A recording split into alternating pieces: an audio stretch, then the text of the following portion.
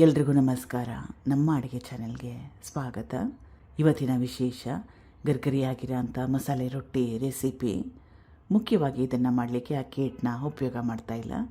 ಕೇವಲ 5 ನಿಮಿಷದೊಳಗಡೆ ಮಾಡ್ಕೋಬೋದು. ಮೊದಲನೇ ಸ್ಟೆಪ್ಪಲ್ಲಿ ಬಟ್ಲೆ ತೊಗೊಂಡಿದ್ದೀನಿ. ನೆನೆಸಿಟ್ಕೊಂಡಿರೋ ಅವಲಕ್ಕಿ, ತೆಳು ಅವಲಕ್ಕಿ, ಗಟ್ಟಿ ಅವಲಕ್ಕಿ ಯಾವುದಾದ್ರೂ ಪರವಾಗಿಲ್ಲ. ಸುಮಾರು 1 ಗ್ಲಾಸಷ್ಟು ಅವಲಕ್ಕಿನ ಉಪಯೋಗ ಮಾಡಿದ್ದೀನಿ, ಅಥವಾ 100 ಗ್ರಾಮ್ಸಷ್ಟು.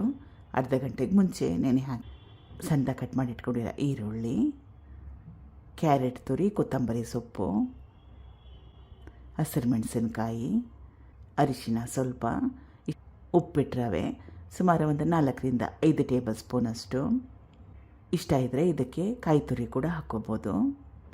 ನೀರಿನ ಅವಶ್ಯಕತೆ ಇಲ್ಲ, ನೀರು ಹಾಕ್ಕೊಳ್ಳೇಬಾರ್ದು. ನೆನೆಸಿಟ್ಕೊಂಡಿರೋ ಅವಲಕ್ಕಿಯಲ್ಲಿ ತೇವಾಂಶ ಇರುತ್ತೆ, ಅಷ್ಟೇ ಸಾಕಾಗುತ್ತೆ.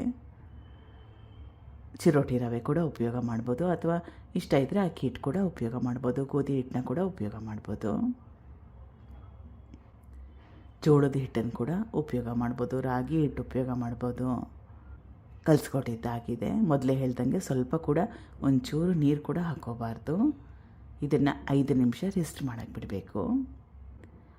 5 ನಿಮಿಷ ಆದಮೇಲೆ ರವೆ ಎಲ್ಲ ಕರೆಕ್ಟಾಗಿ ಸೆಟ್ ಆಗಿದೆ. ಇದನ್ನು ರೊಟ್ಟಿ ಥರ ತಟ್ಕೋಬೇಕು. ಅವಲಕ್ಕಿ ಹಾಕೊಂಡಿರೋದ್ರಿಂದ ಸ್ವಲ್ಪ ಸಾಫ್ಟಾಗಿರುತ್ತೆ. ಹೆಂಚು ಚೆನ್ನಾಗಿ ಕಾದಿದೆ. ಆ್ಯಕ್ಚುಲಿ ಈ ರೊಟ್ಟಿಯಲ್ಲಿ ಮಾಡಿಟ್ಟ ನಂತರ ಒಂದಿನ ಆದಮೇಲೆ ಕೂಡ ಗಟ್ಟಿ ಬರಲ್ಲ. ಅವಲಕ್ಕಿನ ಉಪಯೋಗ ಮಾಡಿದ್ದೀನಿ, ಅದಕ್ಕೋಸ್ಕರ 2 ಕಡೆ ಚೆನ್ನಾಗಿ ಕೆಂಪಾಗೋವರೆಗೂ ಬೇಯಿಸ್ಕೋಬೇಕು. ರೊಟ್ಟಿನ ಬೇಯಿಸ್ಕೊಂಡಿದ್ದಾಗಿದೆ.